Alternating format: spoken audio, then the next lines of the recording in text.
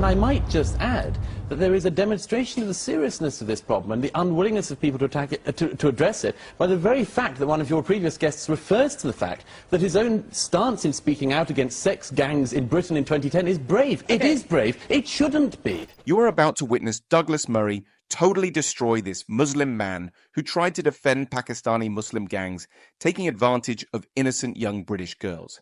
This is another dangerous effect of multiculturalism that the left-wing media tries to downplay. Just listen to him. Mohammed Shafiq, you're someone who's actually taken quite a lot of risks in the past speaking up about this issue. Presumably you welcome Jack Straw's comments. Well, I think it's important to say tonight that we pay tribute to the bravery of the women and the teenagers who give evidence, so that the perpetrators, the evil criminal men, are put behind for a very long time. And I think that's very important. But the central issue is this, that it's a sad reality that there are young Pakistani men, 53 in total of which we know, who've been convicted, who've been going around this country, who've been grooming white teenagers under the age of 16 in a horrific way. And I think it takes, it is time for the communities of the United Kingdom to stand up against this. This is not a race issue. It's got nothing to do with Islam. It's got nothing to do with the Muslim community. All it is that people who are born into Muslim households, who are involved in drugs, who are involved in crime, are carrying out these activities. So when Jack Straw says that there is a sort of pervasive view among many Pakistani Muslim men that young English girls are easy meat and it's an outlet for their testosterone, you think that that's going too far?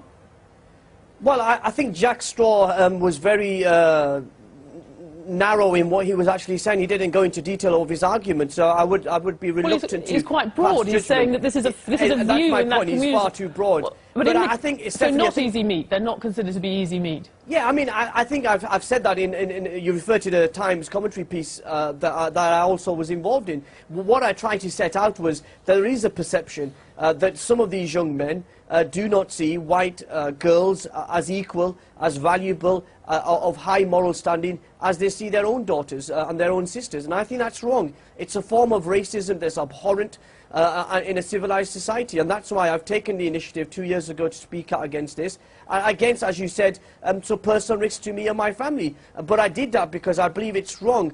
For as long as these people are carrying out these crimes, we've got to stand up. It's got nothing to do with race, it's got nothing to do with religion. They should be treated as criminals, and that's it. This man fails to recognize the moral and ethical differences at play here. The bravery of the women and teenagers who testify against these criminals is commendable. However, it's crucial for our communities to acknowledge and address the cultural issues that allow such horrific acts to occur.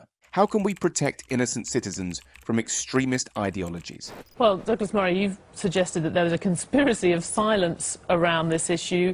You've got Mohammed Shafiq saying that it's abhorrent. You've got Jack Straw speaking up about it. I guess not silent anymore. Well, I very much hope not, and let's hope that it isn't from tonight onwards. But the fact is, in the past, it very much has been. In 2004, Channel 4 were due to do a documentary, to broadcast a documentary called On the Edge of the City. That also exposed this very story we're talking about tonight. The police asked Channel 4 not to show that documentary because the BNP was starting to talk about what they were boasting that it was going to be a great advert for the BNP. Because of that, all sorts of other people came in and said Channel 4 mustn't show this, they mustn't investigate this. Muslim leaders said they shouldn't be doing this. The fact is we can't sweep things under the carpet in Britain just because we don't like. Douglas Murray is spot on. The past silence on these issues is unacceptable. As an extreme conservative Christian, I believe it's vital to confront these harmful ideologies head-on. No more sweeping things under the carpet. How do we ensure transparency and accountability to protect our communities and uphold our moral values? I'd rather talk about 2010 than talk about something that was been going on in 2003. Actually, you should be commending the community. You should be commending me tonight on Newsnight for actually taking a position on this. Absolutely, and I do commend you for it. I was talking about the background of this, which I think is very important to look at. The fact is, this case is very shocking to a lot of people because they didn't know this sort of thing was going on, because there has been a wall of silence around it. And I might just add that there is a demonstration of the seriousness of this problem and the unwillingness of people to attack it, to address it, by the very fact that one of your previous guests refers to the fact that his own stance in speaking out against sex gangs in Britain in 2010 is brave. Okay. It is brave. It shouldn't be. Okay, that demonstrates part of the problem. Douglas Murray is absolutely right. The silence around these issues has been deafening, and it's time we confront them boldly. We must protect our values and ensure that such atrocities are exposed and eradicated. But how do we acknowledge and address these harmful behaviours? It seems to be less brave now, though. I mean, there is a point about trying to talk about today rather than the past. Would you accept that we have become less politically correct, if you like, or at least that we seem to have gone past that to address this issue, to talk about it in these terms? I'd very much hope so, but I mean, I think you can even hear in the way in which Jack Straw talked about it in your interview, and the way in which any politician, or indeed commentator, will talk about this, that people feel they are treading on eggshells. Modern Britain has all sorts of taboos, unspoken things that people don't want to get involved in case they're accused of all sorts of unpleasant things. And people, for that reason, people are very careful about addressing things like this. And I would hope that people can realise that this is the very beginning of addressing very unpleasant things that are going on. But they have to be more than addressed, they have to be dealt with. Douglas Murray's point is crucial. We must move past political correctness and confront the harmful behaviours in our society directly, without fear of backlash. Only by facing these uncomfortable truths can we hope to protect our values and ensure justice. But how does modern Britain move beyond political correctness? Well, you know what? I have to say Douglas is showing his true colours once again, suggesting it's endemic. It's not endemic. The vast majority of British Muslims, the vast majority of British Pakistanis find what's going on abhorrent. They find it evil. Of course, and the people I speak to on a daily basis have said just that. I mean, you rightly said there needs to be an honest and open debate. That's why I did the piece in the Times. That's why I welcome the national debate that we're having in this country.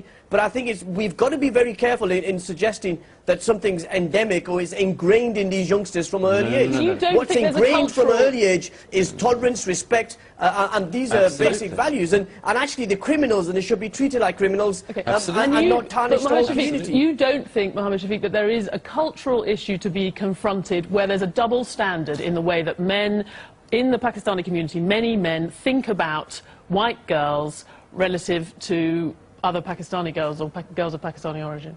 Stephanie, I've already said that I think there is a perception amongst these criminal gangs. I'm not talking about the majority of the community, I'm talking about these criminal gangs. These people who've been convicted or are involved in grooming feel that the white girls are any less valuable, have less morals than their own daughters and sisters. And I've said that already. It's abhorrent, it's wrong.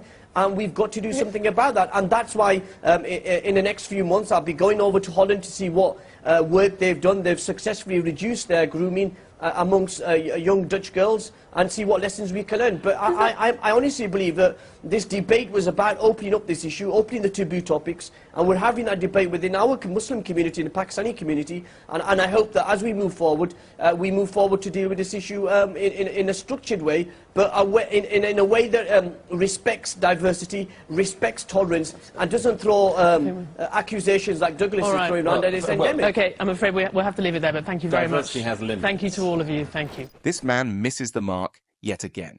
It's not about labelling an entire community, but addressing the harmful actions of criminal gangs. Ignoring these issues under the guise of political correctness only enables the problem to persist, putting innocent lives at risk.